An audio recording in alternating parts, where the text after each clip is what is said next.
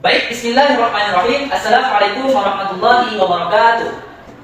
Baiklah, kami dari kelompok 1 mata kuliah Ekonomi Keuangan yang diampu oleh Ibu Dr. Andewi Rumawati, SE, MSI, MPD akan mempresentasikan hasil kerja kelompok kami mengenai analisis pengaruh current ratio, debt to equity ratio, dan return on asset terhadap return saham. Baiklah, sebelum masuk ke pokok pembahasan dan penyampaian materi, ada baiknya saya memperkenalkan anggota kelompok saya terlebih dahulu.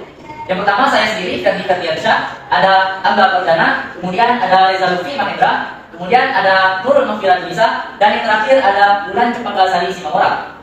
Nah, berikut mengenai data-data hasil analisis kami, yaitu mengenai current ratio, debt to equity ratio, dan return on asset dari tahun 2021 yang akan kami lihat pengaruhnya terhadap return saham. Yaitu kami mengambil 25 perusahaan, 15 perusahaan terdapat dari sektor properti yang akan ditandai dengan 1, kemudian 10 perusahaan dari sektor infrastruktur yang ditandai dengan 0. Nah, adapun pokok pembahasan yang kami bahas, yang pertama itu mengenai hasil uji regresi berganda dan variabel dummy, yang kedua mengenai uji asumsi klasik, dan yang terakhir kesimpulan dari hasil presentasi kami. Baiklah, tanpa memperpanjang waktu, langsung saja kita masuk kepada presentasi atau pembahasan. Kepada rekan-rekan saya persilakan. Baik, pembahasan yang pertama yaitu uji regresi berganda dengan variabel dummy.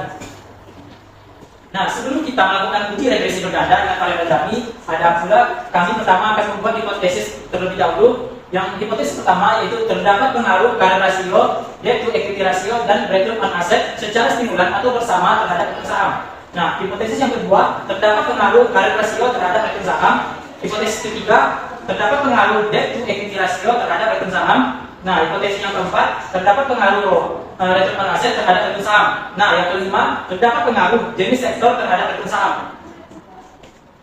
Nah, di sini dapat kita lihat di bagian ANOVA yaitu angka signifikan uji regresi R, yaitu menunjukkan angka 0,001 yang berarti itu lebih kecil daripada 0,005, sehingga dapat kita simpulkan bahwa terdapat pengaruh current ratio, debt to equity ratio, dan ROA terhadap return saham secara stimulan itu berpengaruh.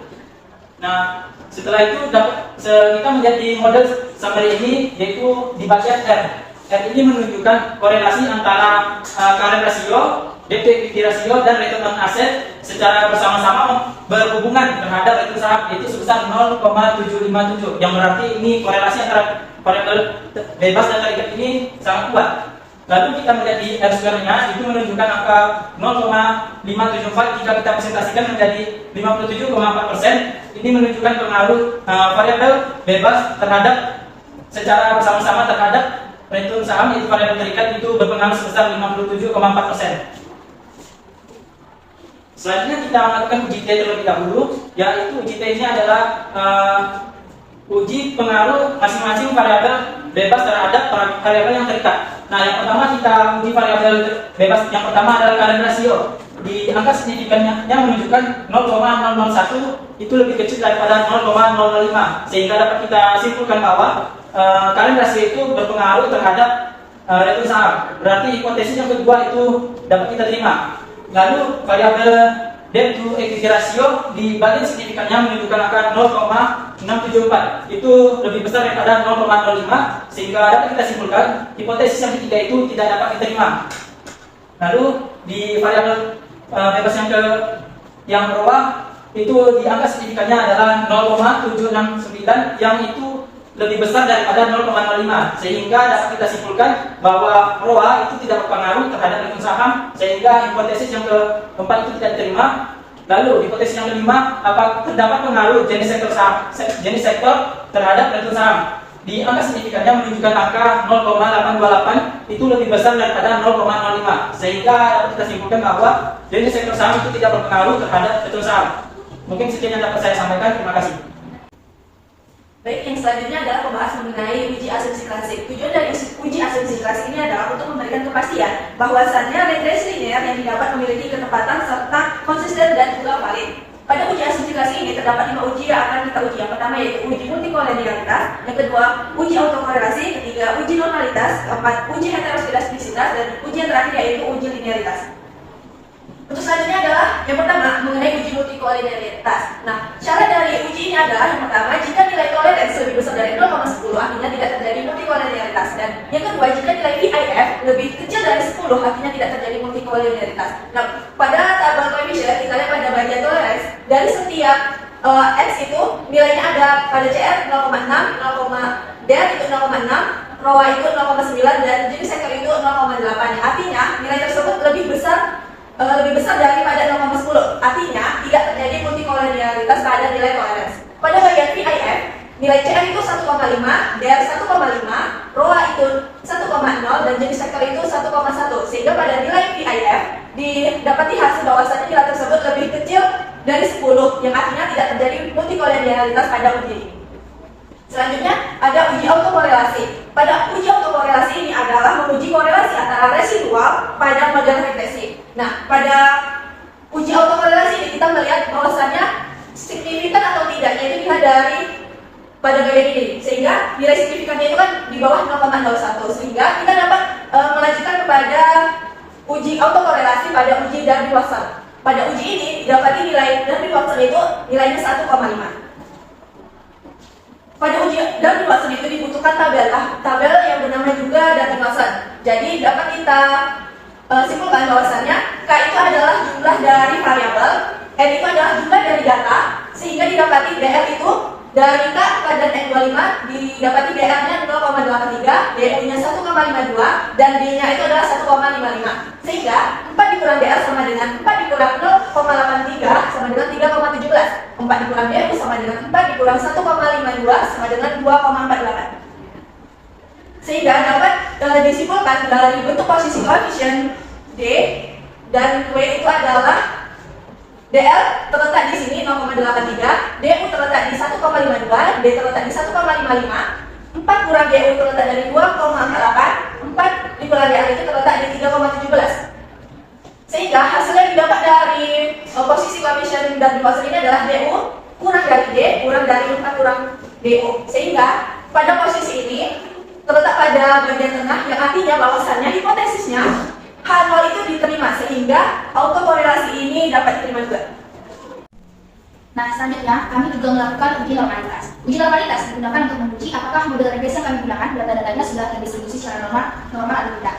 Cara mendeteksinya ialah kami melakukan plot of regression. Jika titik-titik yang ada pada gambar itu menjadi garis diagonal, maka data tersebut yang kami gunakan sudah terdistribusi secara normal. Dan dapat yang dilihat setelah kami melakukan uji normalitas, data-datanya sudah terdistribusi secara normal. Nah, selanjutnya uji yang kami lakukan yaitu uji heteroskedastisitas. Uji heteroskedastisitas ini digunakan untuk menguji apakah model regresi yang kami gunakan itu terdapat ketidaksamaan varians antara satu pengamatan ke pengamatan yang lain. Model regresi yang baik ialah model yang variansnya tetap atau disebut juga dengan homoskedastisitas. Sedangkan yang tidak baik itu variansnya berbeda-beda, disebut juga dengan heteroskedastisitas. Nah, cara mendeteksinya adalah dengan melakukan uji scatter plot.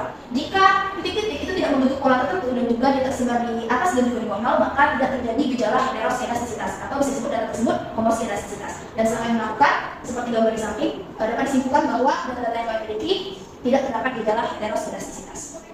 Nah, selanjutnya kami juga melakukan uji linearitas pada data-data kami. Ini digunakan untuk menguji apakah terdapat hubungan yang linear antara variabel dependen dan juga independen.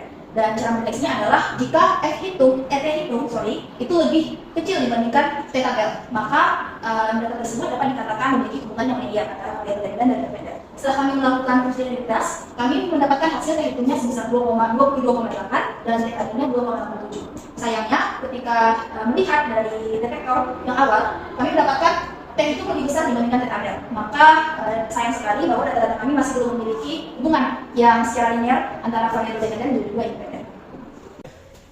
Baik, sampailah kita pada akhir dari pembahasan pengujian pada kali ini, yaitu bagian kesimpulan. Yang mana pada uji regresi berganda itu ada dua pengujian dilakukan, uji F dan uji T.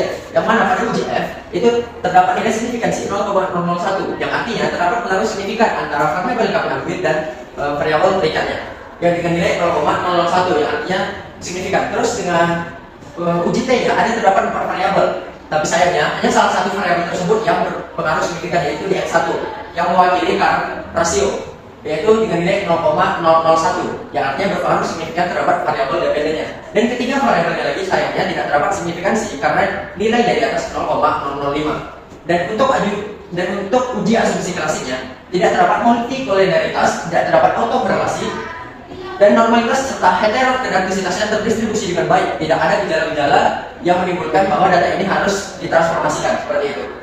Dan dari pengujian kami pada kali ini terdapat kami mendapatkan sebuah persamaan, yaitu Y sama dengan 0,004 tambah 0,036 untuk X1 dikurang 0,013 untuk X2 dikurang 0,003 untuk X3 dan dikurang 0,004 untuk X4, yaitu variabel dummy-nya. Dan secara statistik persamaan ini bisa digunakan untuk menghitung nilai saham properti dan saham infrastruktur. Akan tetapi jangan jadikan ini patokan untuk menilai suatu harga saham. Tetap lakukan ujian kita sendiri dan do your own research. Terima kasih. Baik, sekian presentasi kami pada kesempatan kali ini. Mungkin apabila terdapat kekurangan atas presentasi kami mohon dimaafkan. Sekian dari saya akhiri. Wabillahi taufiq wal hidayah. Wassalamualaikum warahmatullahi wabarakatuh.